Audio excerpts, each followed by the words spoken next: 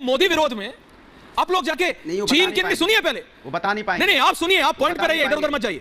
ये चीन का पैसा आप अगर आज आप इधर उधर गए, Anurag Bhadauria ji, it's a very sensitive issue में आपको ऑडियो डाउन का पैसा हिंदुस्तान में आ रहा है और इस तरह से आ रहा है कि देश को तोड़ने के लिए आ रहा है और आप समर्थन कर रहे हैं उसका। अनुराग भदौरिया जी कर सकते हैं आप, मुलायम सिंह यादव की पार्टी के आप राष्ट्रीय प्रवक्ता हैं स्वर्गीय नेताजी की पार्टी। इसमें कितने लोगों को आपने जेल भेजा जो राष्ट्र के खिलाफ काम कर रहे थे?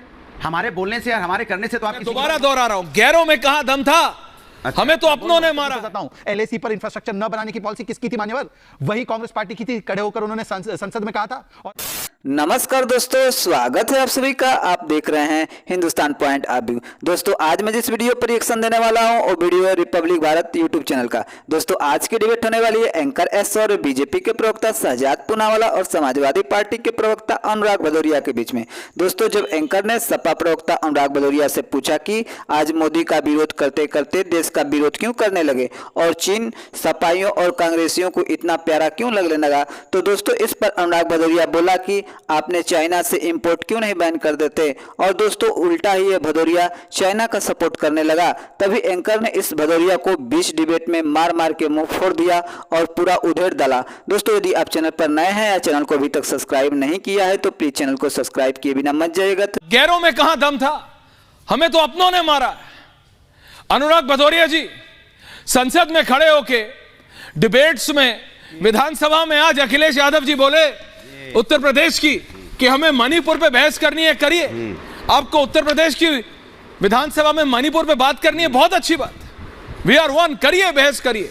सरकार को जहां घेरना है घेरिए। आप वो टमाटर लेके आते थे ना, मैंने कभी आपको नहीं रोका। पूछिए शहजाद की पार्टी से कि टमाटर 300 क्यों हो गया, पेट्रोल 100 पार क्यों हो गया, जवाब देंगे। लेकिन मोदी विरोध में आप लोग जाके चीन की सुनिए, पहले वो बता नहीं पाएंगे। नहीं आप सुनिए, आप पॉइंट पे रहिए, इधर उधर मत जाइए। ये चीन का पैसा आप अगर आज आप इधर उधर गए, Anurag Bhadauria ji, it's a very sensitive issue में आपको ऑडियो डाउन कर दूंगा। आप मेरी बात समझिए आज please. You are a senior leader, you are a very senior leader.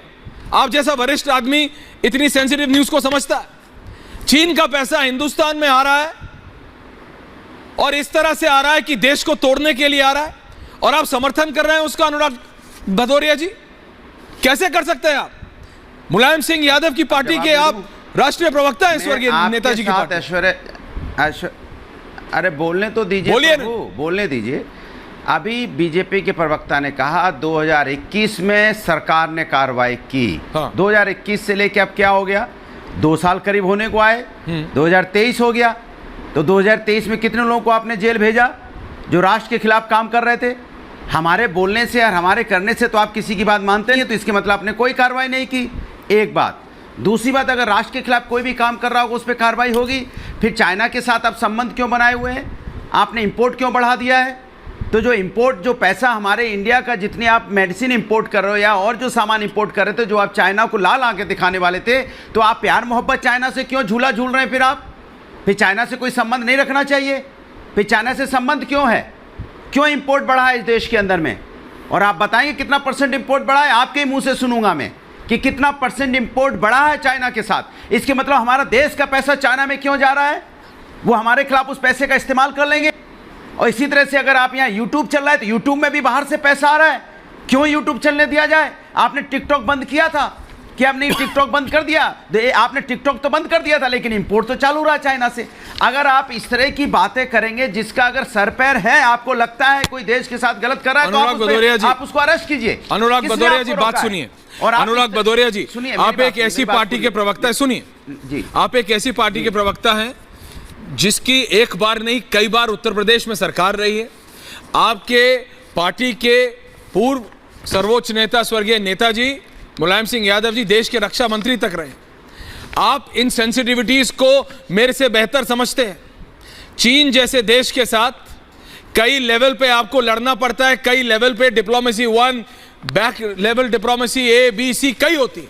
लेकिन मैं दोबारा दोहरा रहा हूं, गैरों में कहां दम था? हमें तो अपनों ने मारा है। मेरी दिक्कत संजीव झा जी उससे नहीं कि आज आप दिल्ली के विधानसभा में बीजेपी से सवाल कर रहे हैं। नहीं मैं आऊंगा वापस आपके पास, अब आप रिलैक्स। देखिए पैनल भी 3 वर्सेस बोलिए तो शहजाद। मुझे लगता है कि जी, जवाब बोलिए, देने बोलिए। का मौका भी मिलना चाहिए। बोलिए, देखिए इन्होंने क्या कहा, अरे भाई साहब आपको तो शायद पता होगा कि हमने कार्रवाई ऐसे की, हाँ कोर्ट ने उनको राहत दी है, टेम्पररी राहत दी है, परंतु आप बताइए जो कार्रवाई करके जेल में डालने लायक है उनके बचाव में कांग्रेस के वरिष्ठ नेता आते हैं, तो उन कांग्रेस के नेताओं पर आपका क्या स्टैंड है? और आपने तो दिल्ली में सीसीटीवी कैमरे का टेंडर चाइनीज कंपनी को दे दिया था, उसको रुकवाना पड़ा। हमने तो 5G से चाइना को बाहर किया, हमने रोड कंस्ट्रक्शन से चाइना को बाहर किया, एक-एक करके किया। अरे भाई साहब आप जी, एक-एक करके करेंगे तो अच्छी डिबेट अपनी बारी में बोलिए। जब आप बोले कोई नहीं बोला, बारी में बोलिए, अपनी बारी में जी एक-एक करके बोलेंगे तो अच्छा होगा। अपनी बारी जब आप बोले कोई नहीं बोला, थैंक यू। अपनी बारी शहजाद जवाब दे रहे हैं, आप बोलिए। मैंने आपको अभी एक्सपोज किया कि आप तो सीसीटीवी का टेंडर चाइनीज कंपनी को थमा रहे थे मान्यवर, हमने 5G से उनको निकाला, रोड कंस्ट्रक्शन से उनको निकाला, बड़े बड़े जो प्रोजेक्ट्स है इंडिया के उसमें से चाइना को बाहर किया। आरसेप में आपकी सरकार मतलब कांग्रेस पार्टी की सरकार जाना चाह रही थी, उसको रोक लगवाया, हमने उसको वापस करवाया ताकि आरसेप में ना जाया जाए। जिस प्रकार से जो ट्रेड डेफिसिट बढ़ा $1 बिलियन से $33 बिलियन, वो 2004 से 14 के बीच में बढ़ा जब आरजीएफ में चाइना का चंदा आ रहा था। और मैं आपसे पूछना चाहता हूं, एलएसी पर इंफ्रास्ट्रक्चर न बनाने की पॉलिसी किसकी थी मान्यवर? वही कांग्रेस पार्टी की थी, खड़े होकर उन्होंने संसद में कहा था। और आज जो है एलएसी पर वहां पर जवाब भी दिया जा रहा है, गलवान पर गलवान ब्रिज भी बनाया जा रहा है, वहां पर अरुणाचल प्रदेश में हाईवे और एक्सप्रेसवे और बाकी रेल नेटवर्क भी बनाया जा रहा है, वहां पर लैंडिंग ग्राउंड भी बनाए जा रहे हैं, वहां पर 22,000 ट्रूप्स को भी स्टेशन किया जा रहा है। इससे पहले कब हुआ बताइए ना एक बार। और आपकी सरकार कांग्रेस पार्टी की सरकार थी तो किस प्रकार से वहां पर इंकर्जन्स आए दिन होते थे और उसके ऊपर कहा जाता था कि ये तो एक्ने की तरह है, ये मिट जाएंगे। आज मैं आपसे केवल इतना पूछना चाह रहा हूं, आप मानते हैं ना कि चाइना से खतरा है? तो बताइए ये न्यूज क्लिक वालों के समर्थन में जो आए वो सही है या गलत है? क्यों कांग्रेस पार्टी के नेता उसके समर्थन में आ रहे थे? और कोई एक बार थोड़ी है, डोकलाम क्राइसिस में भी आपने देखा कि कांग्रेस पार्टी चाइनीज एम्बेसडर के साथ खड़ी हो गई। यही कांग्रेस पार्टी किस प्रकार से गलवान पर कांग्रेस का चाइना का नैरेटिव बता रही थी, किस प्रकार से यह कह रही थी कि चाइना के सैनिकों ने अरुणाचल में भारत के सैनिकों को पीटा। यह राहुल गांधी का ऑन रिकॉर्ड बयान है। आप किस प्रकार से समर्थन कर रहे हैं? आज यह बताइए कि ऐसी कौन सी मजबूरी है कि आप कांग्रेस पार्टी के इस प्रकार के एजेंडे का समर्थन कर रहे हैं? और बताइए आरजीएफ में सीधा सीधा चाइना की सरकार का पैसा। संजीव झा जी, संजीव झा जवाब, संजीव झा जवाब, रत्नाकर जी आ रहा है उसके बाद। संजीव झा, संजीव झा, संजीव झा, संजीव झा, संजीव झा, संजीव झा। इन्होंने तीन बातें बताई। आप तीनों का जवाब दीजिए एक एक। कैमरे का टेंडर चाइनीज कंपनी को दिया। भाई साहब उसी चाइनीज कंपनी को आपने अपने यहां लिस्ट कर रखा, उसी चाइनीज कंपनी को आपने मतलब तुम भी गलत, तुम भी गलत का टेंडर दिया। उसी चाइनीज कंपनी को आपने पार्लियामेंट जैसे जगह पे आपने उसी चाइनीज कंपनी को टेंडर दिया। दूसरा मेरा सवाल है, मैं बार बार कह रहा हूं आपको कि अगर चाइना का व्यापार आप देखिए पिछले 7 साल में सबसे ज्यादा कहीं बढ़ा है तो इंडिया में बढ़ा है। मैं आपको फिर कह रहा हूं संजीव जी कि चाइना से इंडिया में आते हैं, टावर का सारी चाइना से दिक्कत नहीं है। चाइना का संजीव झा जी, हम लोग सब हिंदुस्तानी हैं, मेरे को दिक्कत अपनों से है। मैंने कहा अभी जो संसद में हो रहा है मुझे उससे भी दिक्कत है, और मुझे इससे दिक्कत है, मैं बार बार दोहरा रहा हूं, गैरों में एकदम नहीं था, अपनों ने मारा है हमें।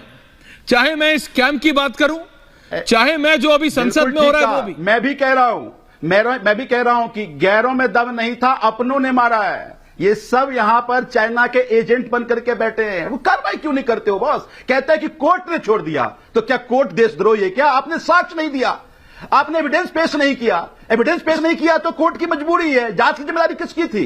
क्या कर रहा है आपकी एजेंसी? क्या कर रहा है? इतनी सारी एजेंसी बनी हुई है।